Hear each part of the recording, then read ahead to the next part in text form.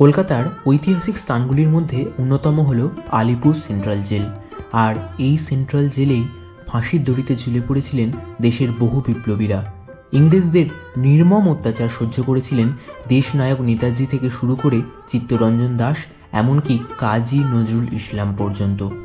1864 সাল থেকে ইতিহাস বহন করে চলা এই আলিপুর সেন্ট্রাল জেল 2022 সালে রূপান্তরিত হয়েছে আলিপুর সেন্ট্রাল জেল মিউজিয়ামে, আর যা হয়ে উঠেছে কলকাতা তথা আপামর বাঙালির অন্যতম একটি ফেভারিট ট্যুরিস্ট ডেস্টিনেশন।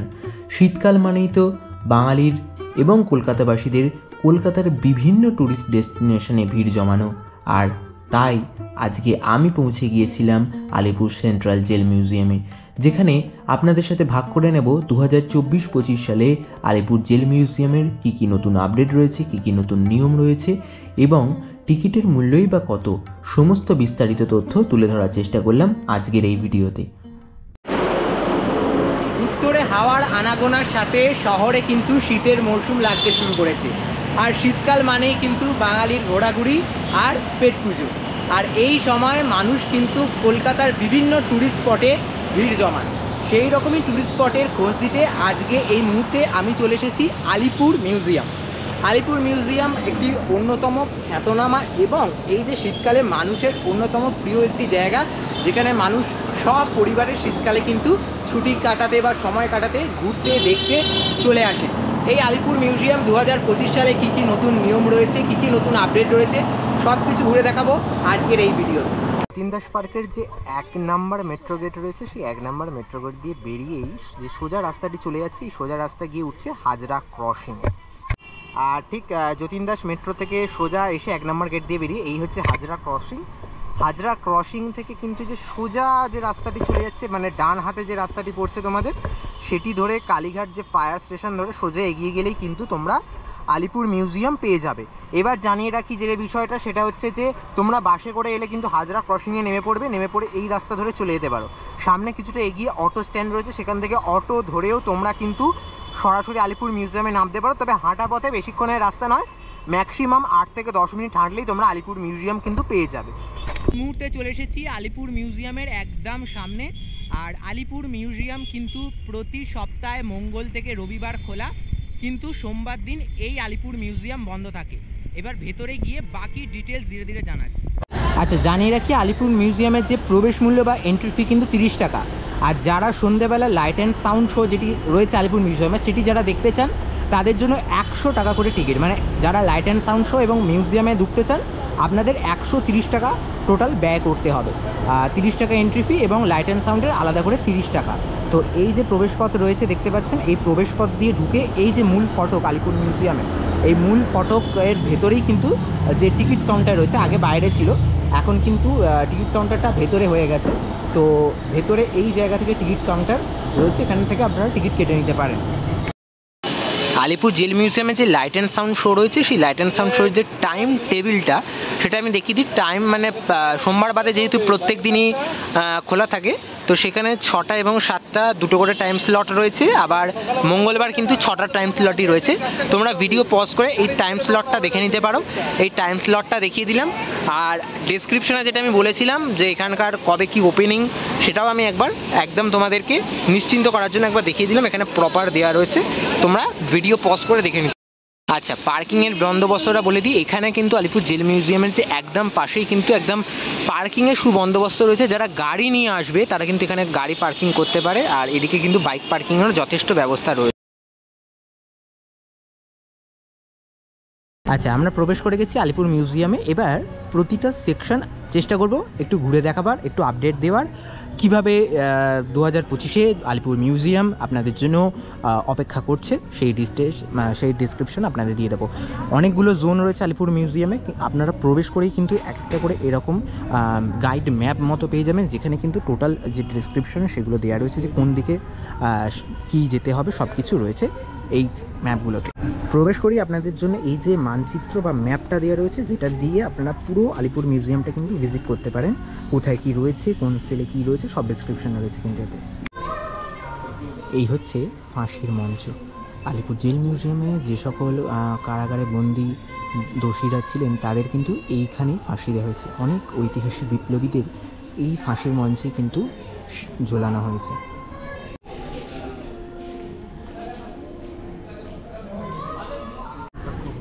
নেতাজি কক্ষ রয়েছে এখানে, এবং বিধানচন্দ্র রায় কক্ষ, চিত্তরঞ্জন দাস কক্ষ, যতীন্দ্রমোহন সেনগুপ্ত কক্ষ।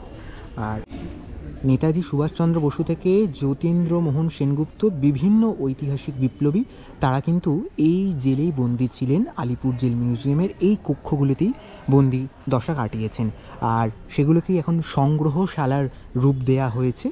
তোমরা কিন্তু এই জায়গাগুলি অবশ্যই একবার করে ঘুরে যেও। আমাদের পশ্চিমবঙ্গের প্রাক্তন মুখ্যমন্ত্রী বিধানচন্দ্র রায় কিন্তু এই কারাকক্ষে ছিলেন, আর সেই ইতিহাস জানার জন্য কিন্তু এখানে একটি বিশেষ বন্দোবস্ত রয়েছে, কিউআর কোড স্ক্যান। সেই কিউআর কোড স্ক্যান করে আমরা কিরকম শুনতে পারবো দেখি। ডক্টর বিধানচন্দ্র রায় কক্ষ, পশ্চিমবঙ্গের দ্বিতীয় মুখ্যমন্ত্রী ডক্টর বিধানচন্দ্র রায় এই ভবনের একতলায় 4 নম্বর কক্ষে এইরকম কিন্তু ঠিক শুনতে লাগবে। 5ই সেপ্টেম্বর এই কিউআর কোড স্ক্যান করার পরে কিন্তু আপনারা সমস্ত ইতিহাস কিন্তু জেনে যাবেন এক পলকে। যতীন্দ্রমোহন সেনগুপ্ত, তার কক্ষ ছিল এটি। তিনি এই কক্ষে বন্দী ছিলেন। তার একটি রেপ্লিকা মূর্তি এখানে রাখা রয়েছে। নেতাজি সুভাষচন্দ্র বসুর যে কারাগারের কক্ষ, সেই কারাগারের কক্ষ এবং যে হিস্ট্রি ডেসক্রিপশন, ওই যে আবারও বললাম কিউআর কোড স্ক্যান করে কিন্তু তোমরা পেয়ে যাবে কারাগারের কক্ষটা দেখায়। এই হচ্ছে কারাগারের কক্ষটা। তার যে একটি মূর্তি, সেই মূর্তি কিন্তু এখানে এই কক্ষে রাখা রয়েছে। ঠিক বন্দি দশায় তিনি যে জীবন কাটাতেন সেই ইতিহাসকেই এই কিউআর কোডে বন্দি করে রাখা রয়েছে। আর তারপর কিন্তু নেতাজি কক্ষের পর আমরা চলে এসেছি জওহরলাল নেহেরু কক্ষে। আর এখানে জওহরলাল নেহেরু কিন্তু বন্দি দশা কাটিয়েছেন। অর্জুনপুর আমরা সবাই 2023-এর মাতৃ প্রতিমা কিন্তু এখানে রাখা রয়েছে, খুব সুন্দরভাবে এটি সংরক্ষিত হয়েছে এই আলিপুর মিউজিয়ামে। আর এই প্রতিমা তোমরা হয়তো ঘুরে দেখেছো দুর্গাপুজোর সময়, সেই প্রতিমাই আবারও দেখতে পাবে এই আলিপুর মিউজিয়ামে এলে। আচ্ছা, এই হচ্ছে টোটাল আলিপুর মিউজিয়ামে যে একদম ভেতরের দিকটা চলে এসেছি। এই যে টোটাল স্পেস কতটা বড় দেখতে পাচ্ছ। আর এই জায়গাটা কিন্তু যখন তোমরা 25শে ডিসেম্বরে উইকেন্ডে আসবে তখন কিন্তু প্রচুর ভিড় পাবে। এই জায়গাটা টোটাল ভিড়ে ঠিক করে, এবং এইখান থেকে টোটাল আমরা এই দিকটা থেকে এলাম, যে সকল সেলগুলো রয়েছে সেই সেলগুলো পার করে, এন্ট্রি গেট পার করে আমরা এই সেকেন্ড পার্টে চলে এসেছি। এখানে বিভিন্ন মিউজিয়ামগুলো রয়েছে। এবার এখান থেকে আবারও ওই দিকটায় চলে যাবো, ওই দিকে আরও বেশ কিছু মিউজিয়াম রয়েছে। তো চলো মোটামুটি ঘুরে দেখাচ্ছি বাকি যে জায়গাগুলোকে। আর একটা মিউজিয়াম কক্ষে চলে এসেছি, দীপান্তরের বন্দি জীবন, যেখানে কিন্তু যে সকল বন্দিরা কীভাবে জীবন কাটাতেন সেই সকল ডিসক্রিপশনগুলো এবং তাদের যে মূর্তির প্রতিকৃতি সেইগুলো কিন্তু এখানে রয়েছে। এই টোটাল যে কক্ষটায় বিভিন্ন যে জেলের বন্দি থেকে শুরু করে তাদের জীবন কী করে জেলে কাটত সেগুলোকে কিন্তু তুলে ধরা হয়েছে।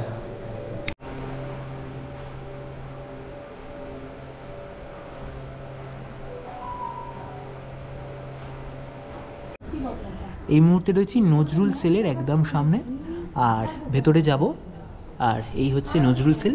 এই কারাগারকে কিন্তু একেবারে নতুন করে সাজিয়ে কিন্তু রাখা রয়েছে, এবং কাজী নজরুল ইসলামের একটি মূর্তি, স্ট্যাচুকে কিন্তু এখানে পোর্ট্রে করা হয়েছে। তিনি বসে রয়েছেন এবং লেখালেখির যে কাজ সেটি করছে।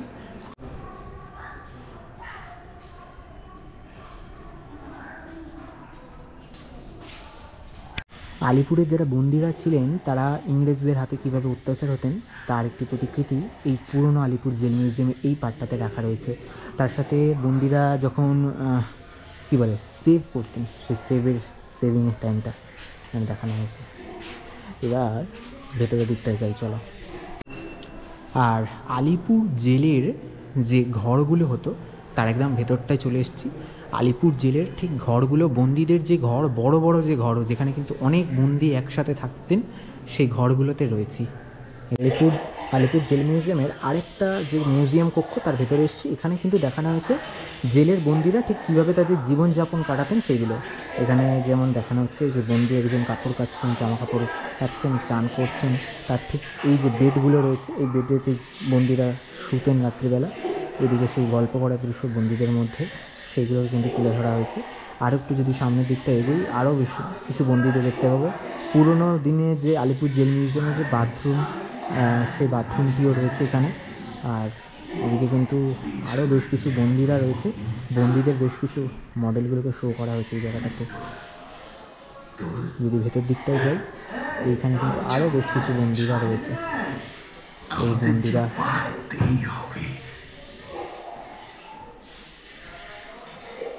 আর এই হচ্ছে বন্দীদের যে রান্না করার দৃশ্য, সেগুলোও কিন্তু এই জেল মিউজিয়ামের ভেতরে বিভিন্ন মডেলের মাধ্যমে কিন্তু তুলে ধরা হয়েছে।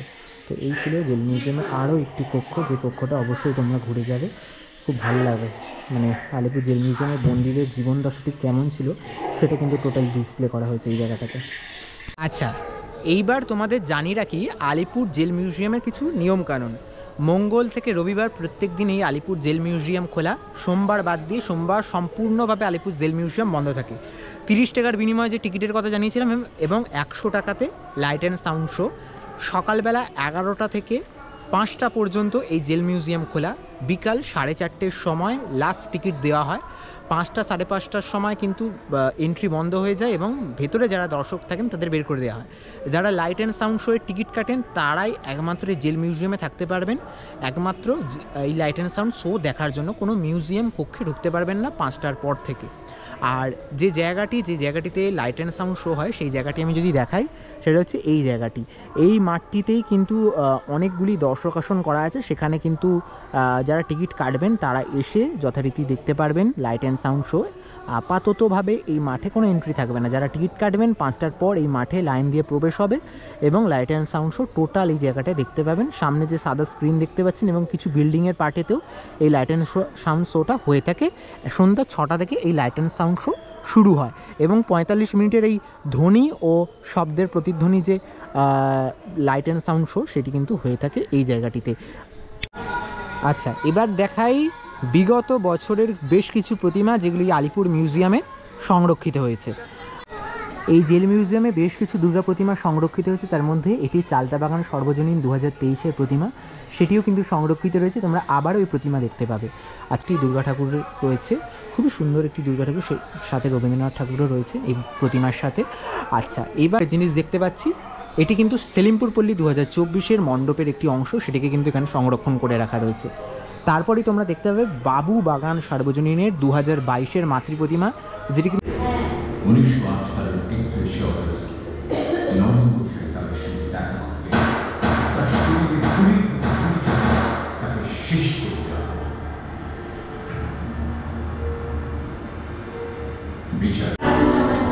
আলিপুর জেল মিউজিয়ামে যে 3D প্রদর্শনী কক্ষ, সেই প্রদর্শনী কক্ষের ভেতরে রয়েছে এই মুহূর্তে একেবারে অন্ধকার স্ক্রিনেতে টোটাল এই রুমটাতে কিন্তু যে প্রজেকশন হয় বিপ্লবের ইতিহাসের, ভারতের সাথে এই আলিপুর মিউজিয়ামের যে জড়িত ইতিহাস, সেই ইতিহাস নিয়ে যে একটা বিশেষ প্রদর্শনী এই রুমেতে হয়ে থাকে। অসাধারণ এই জিনিসটা দেখতে লাগছে। টোটাল 3D প্রজেকশনের মাধ্যমে টোটাল হিস্ট্রিটা উঠে আসছে।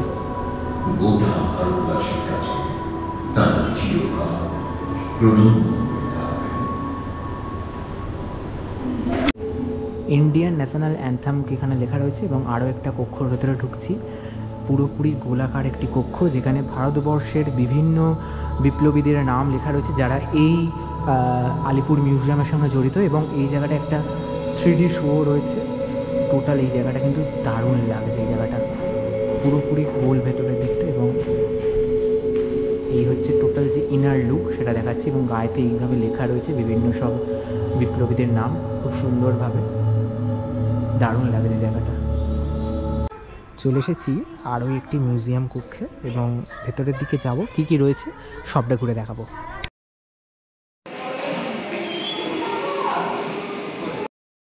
আরেকটা কক্ষের ভিতরে চলে এসেছি। আরেকটা কক্ষের ভিতরে কিন্তু দেখতে পাচ্ছি বিভিন্ন যে ইতিহাস, বিভিন্ন বিপ্লবীদের ইতিহাস, রামকৃষ্ণ বিবেকানন্দ থেকে শুরু করে অরবিন্দ ঘোষ, নেতাজি সুভাষচন্দ্র বসু, স্বরাজের ইতিহাস থেকে শুরু করে সমস্ত কিছু, সেই ইতিহাসকে কিন্তু এই যে মিউজিয়ামের এই কক্ষের ভেতরে কিন্তু পোর্ট্রে করা রয়েছে। এই লেখাগুলো দেখো যতটা স্পষ্ট করে বোঝা যাচ্ছে, কিন্তু এই লেখাগুলোকে কিন্তু সুন্দরভাবে এই জায়গাগুলোতে ফুটিয়ে তোলা হয়েছে। আর তার সাথে কিন্তু এইখানে এই যে নেতাজির যে স্বাধীনতার যাত্রাপথ, সেই যে মানচিত্রটাকে এখানে কিন্তু ফুটিয়ে তোলা হয়েছে খুব সুন্দরভাবে। টোটাল দেখো কীভাবে নেতাজি তার স্বাধীনতার উদ্দেশ্যে ভারত থেকে কী করে বিদেশ ভ্রমণ করে আবারও ভারতে ফিরে এসেছিল, সেই টোটাল যে মানচিত্রটা এখানে রাখা রয়েছে। ভারতের মুক্তি সংগ্রামে বাংলা আরও একটি জেল কক্ষকে কিন্তু এইভাবে মিউজিয়ামে সাজানো হয়েছে। ভারতের মুক্তি সংগ্রামে যে বাঙালিদের অবদান সেইগুলোকে কিন্তু এই কক্ষে তুলে আনা হয়েছে। রাজা রামমোহন রায়, বিদ্যাসাগর, বঙ্কিমচন্দ্র, স্বামী বিবেকানন্দ প্রত্যেকের প্রতিকৃতিকে এখানে দেখতে পাচ্ছি। তার সাথে বিরসা মুন্ডার যে প্রতিকৃতি সেটিও রয়েছে। যে সাঁওতাল বিদ্রোহ, সেই হুল বিদ্রোহ, বিরসা মুন্ডার প্রতিকৃতিকে রাখা হয়েছে। বাংলার নবজাগরণে এখানে হেনরি ডিরোজিও থেকে শুরু করে বিদ্যাসাগর, রামমোহন, সতীদাহ প্রথার বিরোধিতা সকল ইতিহাসকে তুলে আনা হয়েছে এই জায়গাতে। ভারতের মুক্তি সংগ্রামে বাংলার দ্বিতীয় পর্ব আরও একটি রুমের মধ্যে করা রয়েছে, আরও একটি জেল কক্ষে। আর এখানে চট্টগ্রামের যুব বিদ্রোহ থেকে শুরু করে আলিপুরের যে বোমা মামলা সেই সকল ইতিহাসকে এখানে তুলে আনা হয়েছে।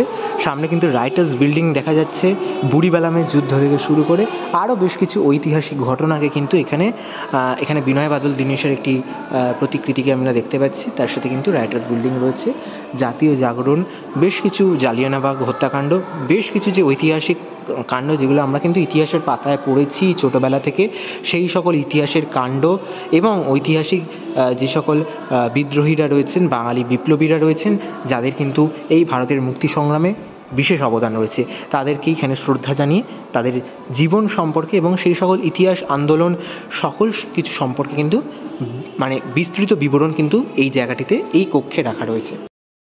ভারতের মুক্তি সংগ্রামে বাংলার আরও একটি পর্ব অর্থাৎ আরও একটি কক্ষে চলে এসেছে, যেখানে কিন্তু ভারতের যে স্বাধীনতার লড়াই, সেই স্বাধীনতার লড়াইকে তুলে ধরা হয়েছে, যেখানে রবীন্দ্রনাথ, নজরুল ইসলাম, তার সাথে গান্ধীজিকেও দেখতে পাওয়া যাচ্ছে। তো এই হচ্ছে সেই কক্ষটিতে। সেই কক্ষটিতে কিন্তু মাতঙ্গিনী হাজরাকে যেমন দেখতে পাওয়া যাচ্ছে, নেতাজিকেও তেমন পাশাপাশি আমরা দেখতে পাচ্ছি এবং বেশ কিছু ইতিহাসের যে পাতা, ভারত ছাড়ো আন্দোলন থেকে শুরু করে বেশ কিছু ইতিহাসের জিনিস, সেগুলোকে কিন্তু এখানে ডিসপ্লে করা হয়েছে। টোটাল এই যে জেল কক্ষের মধ্যে মিউজিয়ামে রূপান্তরিত করা হয়েছে এত সুন্দরভাবে সাজিয়ে। ভারতের স্বাধীনতা সংগ্রামে মহিলাদের যে অবদান, সেই কক্ষে কিন্তু এসেছি, যেখানে কিন্তু মহিলা স্বাধীনতা সংগ্রামীদের দেখতে পাচ্ছি। এখানে লেখা রয়েছে our tribute to women freedom fighters of Bengal. বাংলার মহিলা স্বাধীনতা সংগ্রামীদের মধ্যে কিন্তু প্রীতিলতা ওয়াদ্দেদার থেকে শুরু করে সুহাসিনী গাঙ্গুলি থেকে শুরু করে সিস্টার নিবেদিতা, সরোজিনী নাইডু, প্রত্যেককে এখানে কিন্তু শ্রদ্ধা জানানো হয়েছে। তার সাথে চলে এসেছি আলিপুর জেলের যে তাঁত কল সেখানে। এখানে কিন্তু এই যে তাঁত বোনার মেশিনগুলো রয়েছে, সেই তাঁত কলগুলোতেই কিন্তু জেলের যারা বন্দিরা ছিল তারা নিজেদের অবসর সময়তে এই সমস্ত তাঁত কলেতে তাঁত বুনতেন। ইংরেজরা তাদেরকে জোর করে তাঁত বোনাতেন। আলিপুর জেল মিউজিয়ামে যেমন তোমরা ফুড কোর্ট পেয়ে যাবে, খাবার দাবার নিয়ে তো এখানে প্রবেশ নিষিদ্ধ, তবে ফুড কোর্টে খাবার পেয়ে যাবে। তার পাশাপাশি আলিপুরের এই কফি হাউস, যেটা জেল মিউজিয়ামেই রয়েছে, একেবারে এন্ট্রি পথে সামনেই রয়েছে এই Alipore jail museum coffee house, এখানেও তোমরা খাওয়া দাওয়া করতে পারো। তাহলে আলিপুর জেল মিউজিয়ামে যা বিস্তারিত তথ্য রইল সেগুলো সমস্ত কিছু ঘুরে দেখাবার চেষ্টা করলাম, গোটা মিউজিয়ামটাই চেষ্টা করলাম এক ঝলকে তোমাদের সাথে এই ভিডিওতে তুলে ধরার। আশা করছি এই ভিডিওটা তোমাদের খুবই ভালো লেগেছে। আগামী দিনে আরও কিন্তু ভিডিও আসবে কলকাতার ট্যুরিস্ট স্পট নিয়ে এবং এই শীতকালে তোমাদের মাস্ট ভিজিট প্লেসগুলো নিয়ে। যাই হোক, আজকের মতো ভিডিওটা এখানেই শেষ করলাম। দেখা হবে আরও নতুন নতুন আপডেট নিয়ে খুব তাড়াতাড়ি। সকলের থেকে নিচ্ছি বিদায়, সকলকে এখানেই টাটা।